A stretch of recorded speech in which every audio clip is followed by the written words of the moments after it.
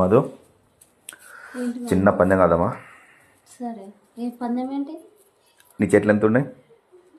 ప్రస్తుతం ఎన్ని ఉన్నాయి? సరే ఒకవేళ ఓడిపోతే అవి నాకే. పందెం ఏంటి? నేను చెప్తా, ఒకవేళ ఓడిపోతే అది నాకే. సరే సరేనా?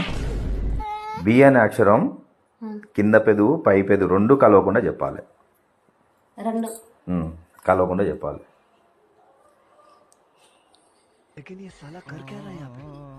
ఈ ఈ కాదు, ఊ కాదు, బి.